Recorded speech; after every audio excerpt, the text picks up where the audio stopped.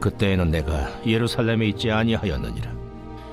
바벨론 왕 아닥사스다 32년에 내가 왕에게 나아갔다가 며칠 후에 왕에게 말미를 청하고 예루살렘에 이르러서야 엘리야십이 도비야를 위하여 하나님의 전뜰에 방을 만든 악한 일을 한지라.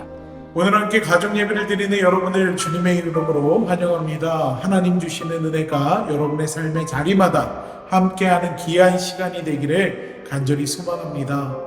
우리나라가 그 어떤 나라에서도 찾아볼 수 없는 이력을 가지고 있는 것이 있습니다. 그것은 바로 짧은 시간 내에 경제적 성장을 이루었다는 것과 세계에서 찾아볼 수 없는 기독교의 성장이 함께 한다는 것입니다.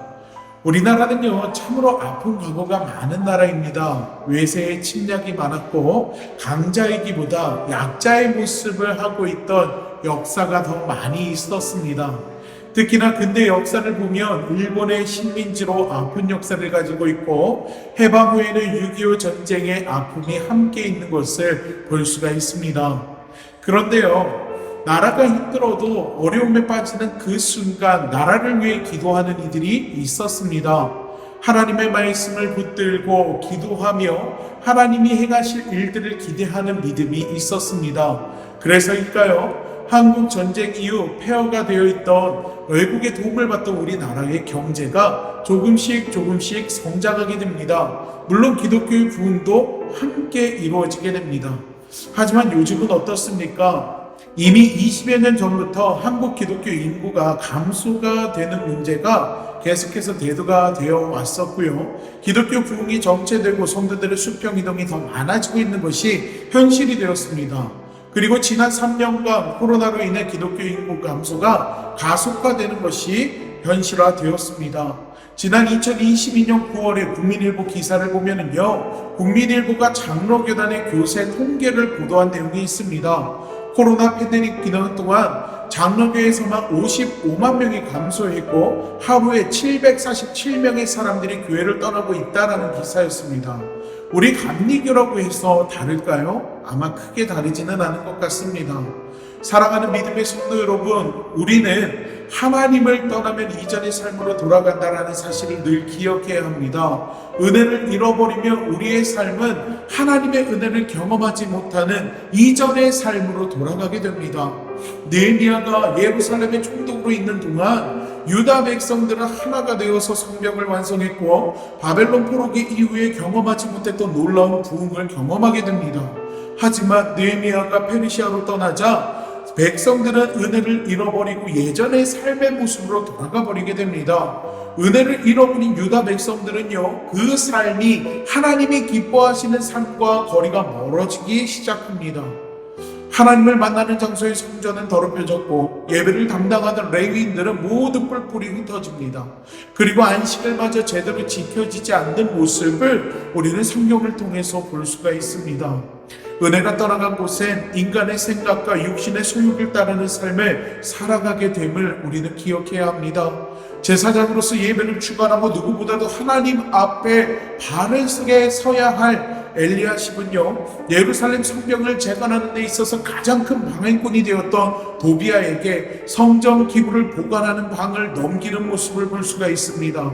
또한 10절 말씀을 보면 어떻습니까? 내가 또 알아본 즉 레위 사람들이 받을 몫을 주지 아니하였으므로 그 중고를 행하는 레위 사람들과 노래하는 자들이 각각 자기 밭으로 도망하였기로라고 말씀하고 있습니다.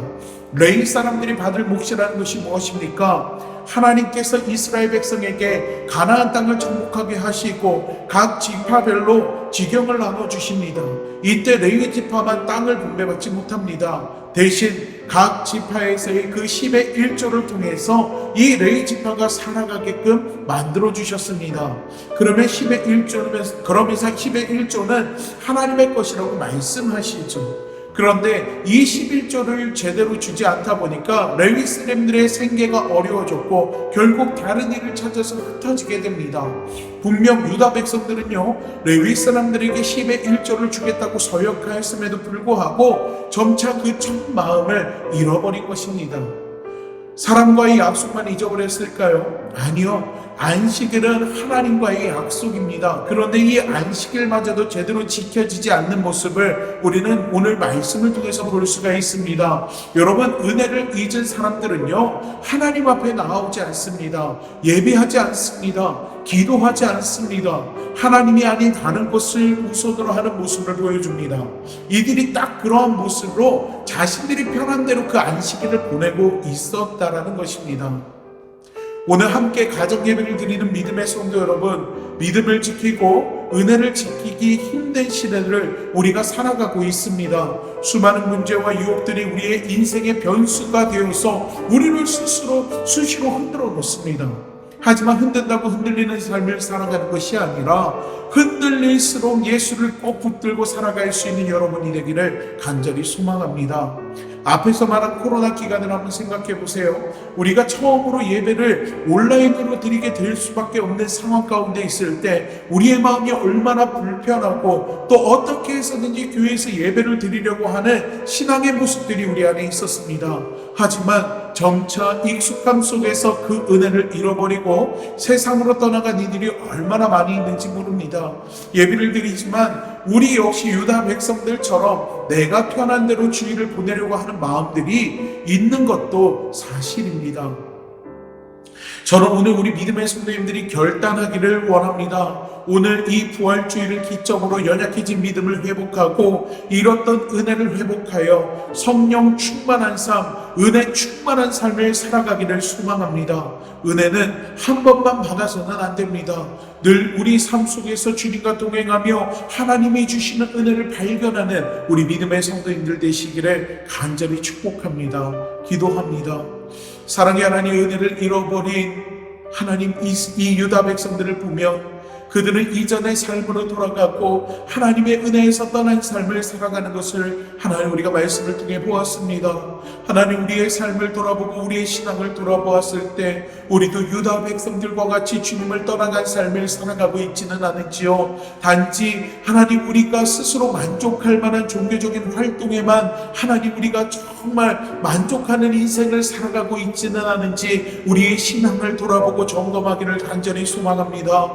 그리고 오늘 함께 나눈 말씀처럼 우리가 하나님께서 우리에게 우리의 삶 가운데 부어주시는 은혜를 늘 발견할 수 있도록 주님 도와주시고 하나님 그 은혜를 통하여서 이 땅 가운데 흔들리는 인생을 살아가는 것이 아니라 하나님을 더욱더 붙들고 살아갈 수 있는 믿음의 그리스도인이 될 수 있도록 주님의 손으로 우리 믿음의 성도님들의 삶의 자리마다 또한 그 삶을 주님의 손으로 붙들어 주시길 원하오니 하나님 함께하여 주시옵소서. 하나님, 오늘은 부활절입니다. 이 부활절 저녁 하나님 앞에 예배하는 우리 믿음의 성도님들 주님 기억하여 주시고 그들의 마음 가운데 하나님 함께하여 주시사 주님 주시는 새로운 은혜가 그 아버지 마음 가운데 충만할 수 있도록 주님 함께하여 주시고 그 은혜를 통하여서 각자의 주어진 삶의 자리 속에서 늘 하나님이 기뻐하실 만한 삶을 살아갈 수 있도록 주님 도와주시옵소서. 은혜를 잃지 않게 하시고 그 은혜를 붙들고 사모하는 삶을 살아갈 수 있도록 하나님 저희 가운데 함께하여 주시옵소서. 주님께서 오늘 이 예배 가운데 하나님의 크신 은혜를 우리의 심령 가운데 아버지 부어주실 것을 믿사오며 예수님의 이름으로 기도하옵나이다. 아멘.